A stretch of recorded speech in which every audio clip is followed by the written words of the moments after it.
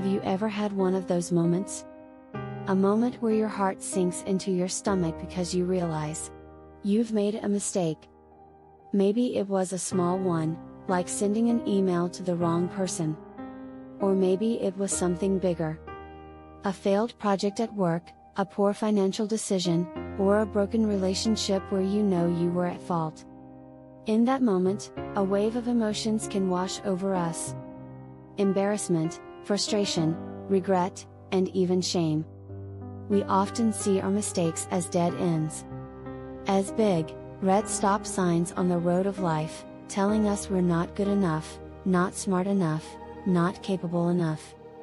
We replay the moment in our minds, wishing we could turn back time and do it differently. We let the failure define us, branding ourselves with the very error we're trying to move past. But what if that entire perspective is wrong? What if a mistake isn't a wall, but a doorway? What if it's not a stumbling block, but a stepping stone? This isn't just wishful thinking or a motivational poster slogan. It's a profound truth that has the power to completely transform how we experience life, growth, and even our faith. Think about how we learn anything truly important. A toddler learning to walk doesn't just stand up and stroll across the room perfectly on the first try. They stumble. They fall. They bump into things. Over and over again. Does the toddler see each fall as a catastrophic failure? Do they throw their hands up and decide, well, walking just isn't for me? Of course not. Each wobble, each stumble, is a piece of data. Their brain is learning, okay, that was too far forward, or I need to put my foot down more firmly. Each fall is a necessary part of the process. Each mistake is a lesson that paves the way for the eventual, triumphant steps. The mistake is the method. Somehow, as we get older, we forget this fundamental principle. We develop a fear of falling. We become allergic to mistakes. We live in a culture that often glorifies perfection. We see curated highlight reels on social media, we hear stories of overnight success, and we start to believe that the path to a good life is a straight, unblemished line. Any deviation, any error, feels like a personal failing. But the greatest innovators, artists, and leaders in history would tell you a very different story. Their paths weren't straight lines, they were messy, winding roads filled with detours and dead ends that they eventually learned from. Thomas Edison famously said, "I have not failed. I've just found 10,000 ways that won't work."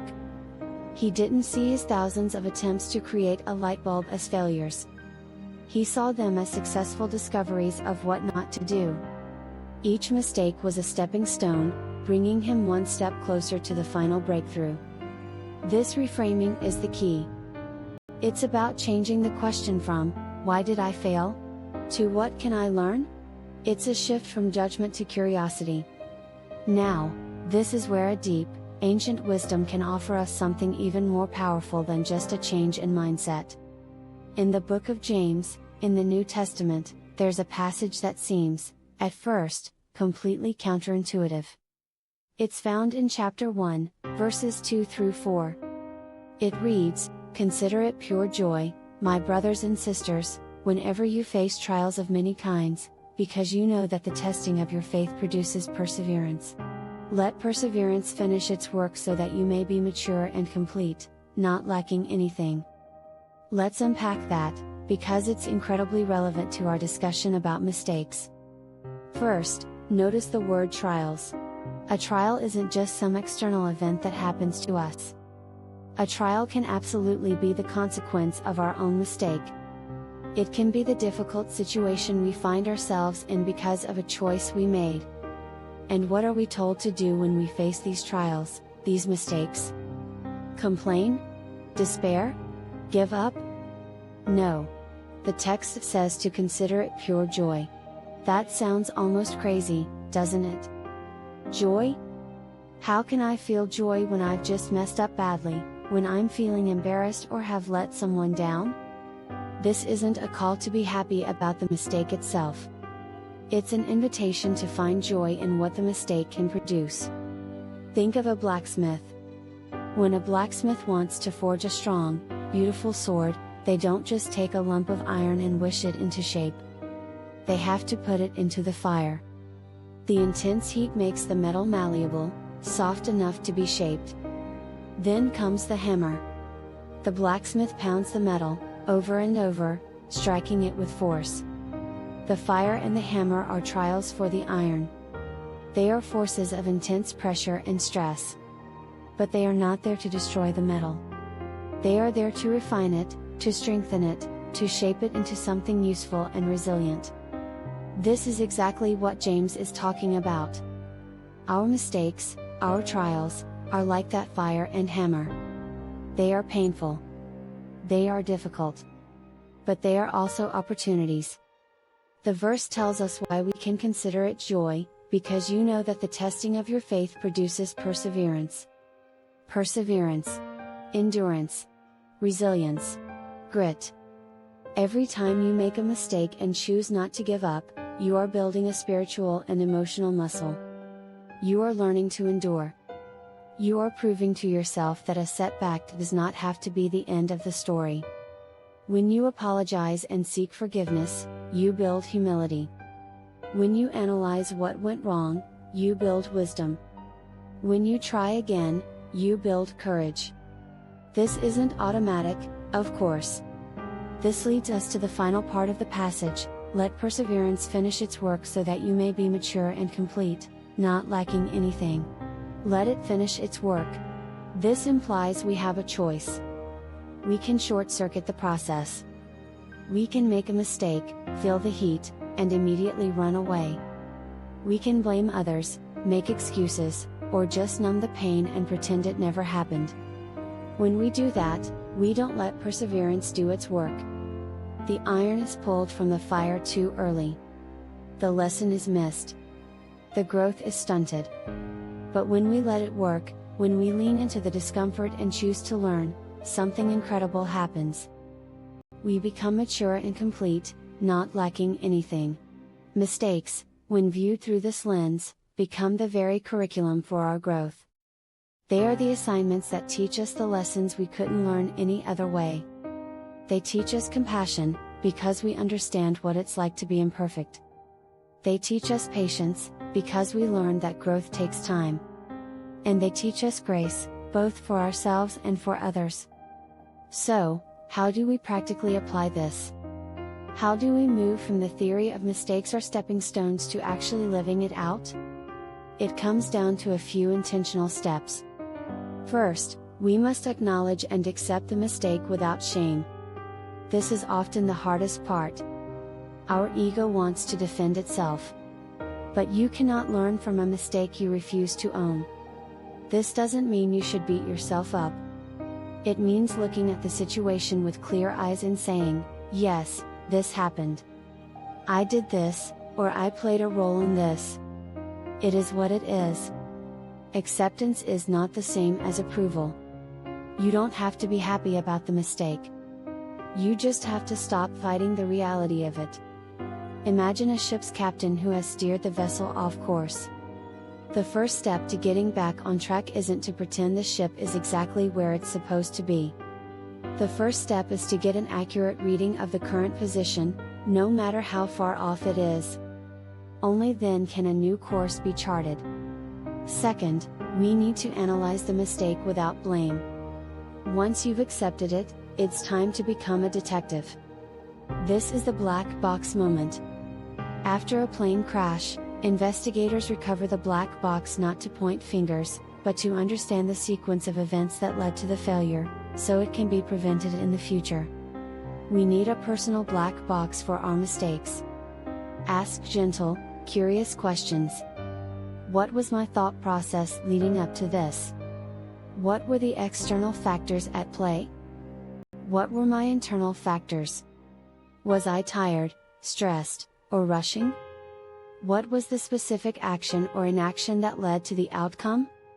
What was the gap between what I intended to happen and what actually happened? The goal here is data collection, not self-flagellation. You are a scientist in a lab, studying an experiment that didn't go as planned. You are looking for information, not a reason to feel bad. Third, we must extract the specific lesson. After analyzing, you should be able to distill the experience into a clear takeaway. A single, actionable principle. Maybe the lesson is, I need to slow down and double check my work before hitting send. Or perhaps it's, I shouldn't make major financial decisions when I'm feeling emotional. It could even be, I need to be a better listener in my relationships and not just wait for my turn to talk. Write it down. Make it concrete. The more specific the lesson, the more useful it becomes. This lesson is the gold that you've mined from the rock of your mistake. It's the precious gem that makes the entire difficult experience worthwhile. And finally, the fourth step is to apply the lesson and move forward. A lesson is useless if it stays in a notebook. The final step is to consciously integrate it into your future behavior. This is where the real transformation occurs. This also involves letting go. Once you have acknowledged, analyzed, and extracted the lesson, it's time to release the emotional baggage of the mistake. Release the shame, the guilt, the regret. You have honored the experience by learning from it. Its purpose is complete. Carrying old shame is like trying to run a race with a backpack full of rocks. It serves no purpose and only slows you down. Remember the potter and the clay. When a potter is shaping a pot on the wheel and it slumps or becomes misshapen, what do? They don't throw the clay away. That clay is still valuable. They simply crush the flawed form back into a lump, add a little water, and begin again. The clay is now more pliable, more centered, and ready to be shaped into something even more beautiful. Our mistakes do not ruin us. They simply return us to the potter's wheel, where we can be reshaped, with new wisdom and new strength. Every single person you admire has a history of mistakes they learned from. Every thriving business is built on a foundation of failed ideas. Every strong relationship has navigated misunderstandings and forgiveness. Mistakes are not the exception to the path of a good life, they are the path. They are the trials that James tells us to meet with joy, not because they are pleasant, but because they are productive. They are the fire that forges our perseverance. They are the pressure that molds us into people who are mature and complete, not lacking anything. So, the next time you feel that familiar, sinking feeling of having made a mistake, take a deep breath. Pause. Instead of letting shame be your first response, try curiosity. Instead of seeing a wall, look for the stepping stone. Ask yourself, what is this trying to teach me? How can this experience, as painful as it might be right now, serve my growth? How is this shaping me into the person I am meant to become? This is how you turn your greatest errors into your greatest assets. It's how you transform stumbling blocks into stepping stones, building your way, step by step, mistake by mistake, toward a wiser, stronger, and more compassionate version of yourself.